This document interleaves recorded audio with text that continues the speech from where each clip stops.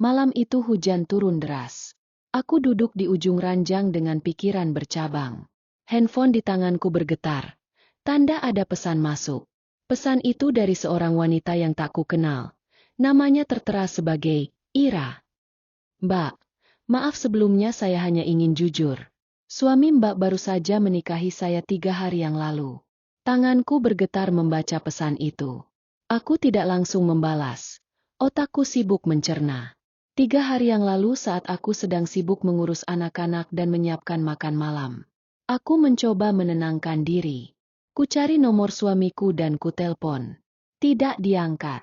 Saya telepon lagi. Masih tidak diangkat. Pesan lain masuk dari wanita itu. Kali ini lebih panjang. Saya tahu ini salah. Tapi saya ingin Mbak tahu. Dia menikahi saya saat saya masih dalam masa iddah. Saya sebenarnya tidak mau. Tapi dia meyakinkan saya kalau semua ini sah. Kata-kata itu membuatku terkejut. Masa iddah wanita ini baru bercerai, suamiku menikahi seseorang yang masih terikat dengan masa tunggu.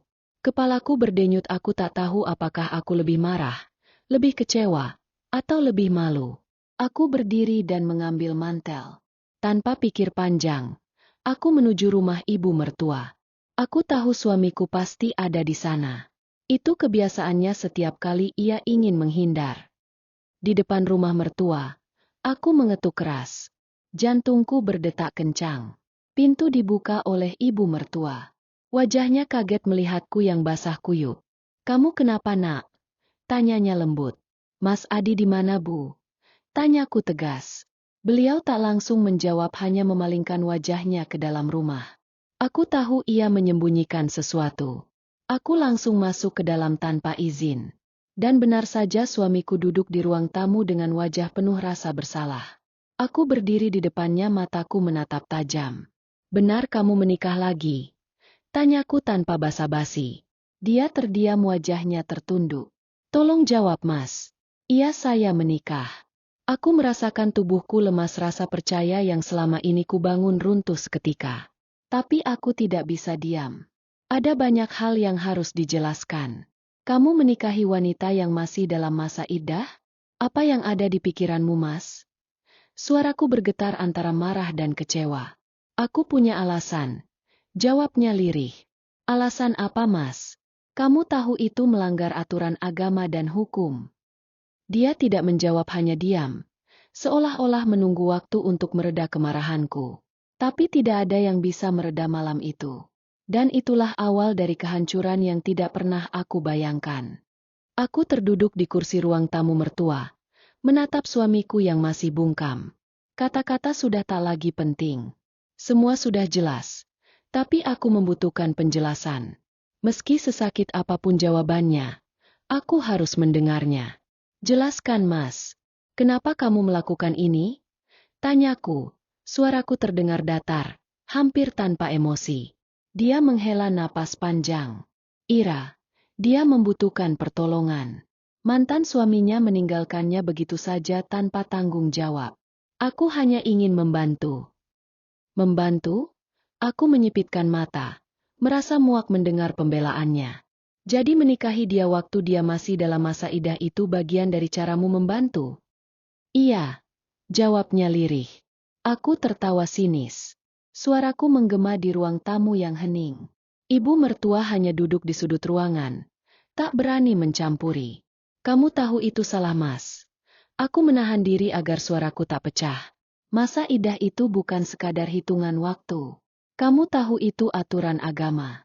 Kamu melanggar sesuatu yang sakral, dan sekarang kamu seolah-olah membenarkan tindakanmu hanya karena ingin terlihat heroik."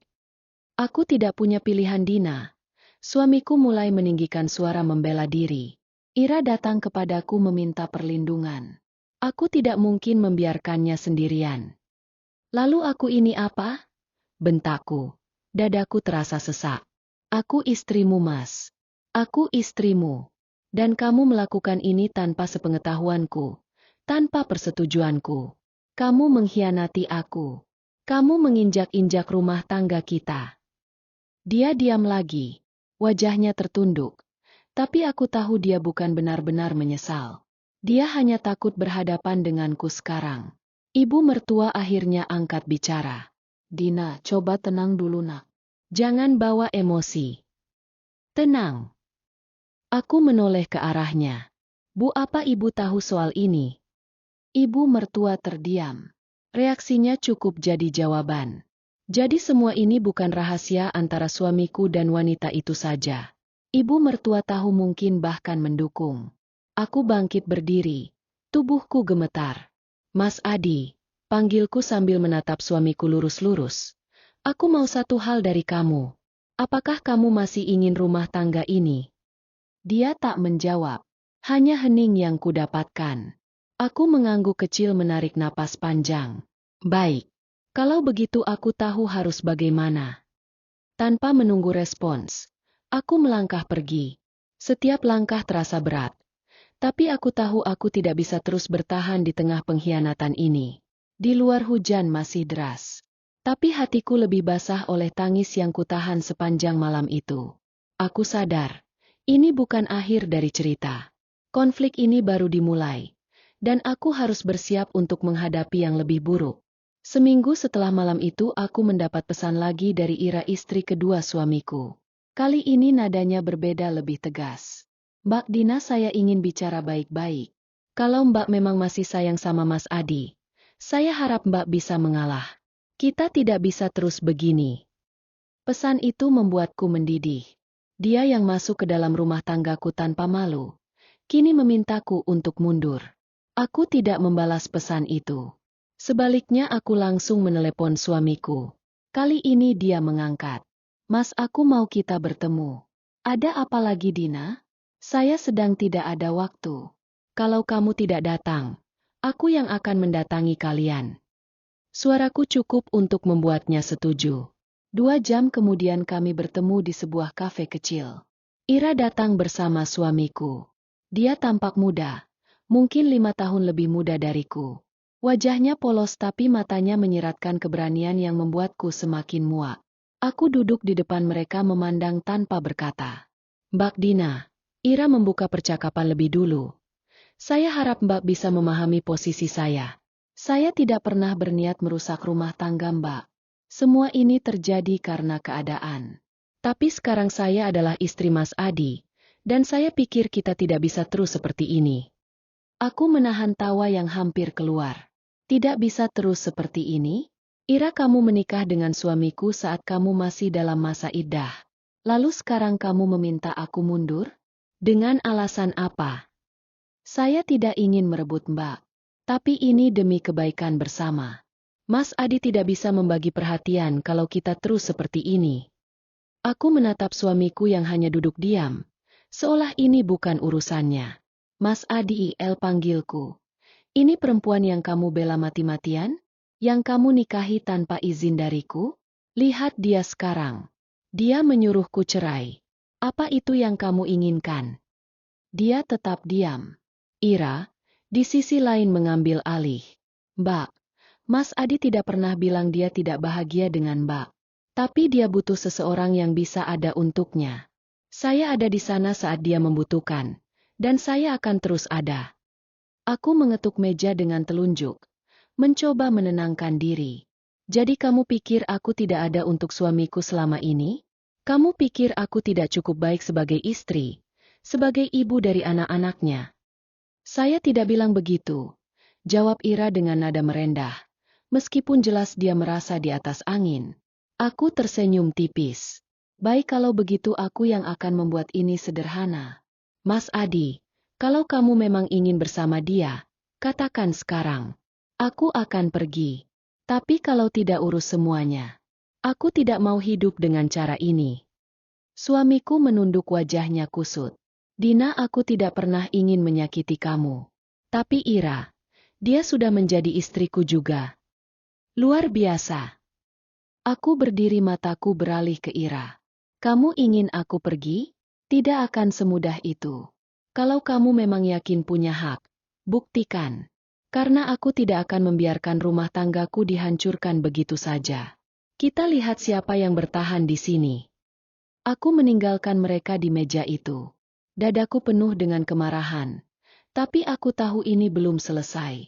Ira mungkin berpikir aku lemah, tapi aku tidak akan menyerahkan segalanya begitu saja. Jika perang yang dia inginkan, aku siap menghadapinya. Semua berakhir di ruang pengadilan, sebuah tempat yang dingin tanpa emosi, tempat di mana ikatan bertahun-tahun bisa putus dalam hitungan menit. Aku duduk di satu sisi, sementara suamiku dan Ira duduk di sisi lain. Dia bahkan membawanya ke sini, seolah ini kemenangan besar yang patut dirayakan. Putusan sudah jelas sejak awal. Suamiku mengajukan gugatan cerai setelah tekanan terus-menerus dari Ira. Dalam sidang terakhir ini, aku hanya menjadi penonton dari kehancuran yang sudah tak lagi bisa kuhindari. Dina, suara suamiku terdengar setelah sidang selesai. Dia mendekatiku di luar ruang pengadilan. Wajahnya seperti menyiratkan rasa bersalah, tapi aku tahu itu hanya kebiasaan. Aku tidak ingin ini terjadi, katanya. Aku tertawa kecil sinis. Jangan bilang kamu tidak ingin, Mas. Semua yang terjadi adalah pilihanmu. Kamu memilih dia. Kamu memilih jalan ini. Jadi, jangan berdiri di sini dan berpura-pura kamu menyesal. Dia menunduk. Ira berdiri tak jauh di belakangnya, menggenggam lengan suamiku seolah ingin menunjukkan siapa yang kini memiliki kendali. Kamu tahu apa yang paling menyakitkan, Mas? Tanyaku nadaku dingin. Bukan karena kamu menikahi wanita lain, tapi karena kamu tidak pernah memperjuangkan aku. Kamu tidak pernah mencoba memperbaiki apa yang rusak. Kamu hanya memilih jalan yang paling mudah untukmu. Aku minta maaf, Dina. Suaranya nyaris tak terdengar. Maafmu tidak berarti apa-apa, jawabku tegas. Tapi aku lega akhirnya semua selesai. Setidaknya aku tidak perlu lagi hidup dalam pengkhianatan. Aku berbalik, melangkah pergi tanpa melihat ke belakang. Aku tidak mau memberi mereka kepuasan melihat air mataku. Dalam perjalanan pulang, aku merasa lega sekaligus kosong. 10 tahun pernikahan. Semua hancur begitu saja karena satu keputusan egois. Tapi di tengah kehancuran ini, aku tahu aku harus bangkit. Aku masih punya anak-anak, masih punya diriku sendiri yang harus kujaga. Dari kejauhan, aku melihat mereka, suamiku dan Ira. Mereka tampak bahagia, berbagi senyum yang dulu pernah menjadi milikku. Tapi anehnya, aku tidak merasa sakit lagi. Biarlah dia pergi, pikirku.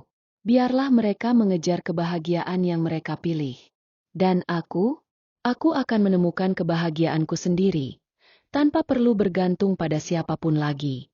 Malam itu untuk pertama kalinya dalam waktu yang lama, aku tidur dengan tenang.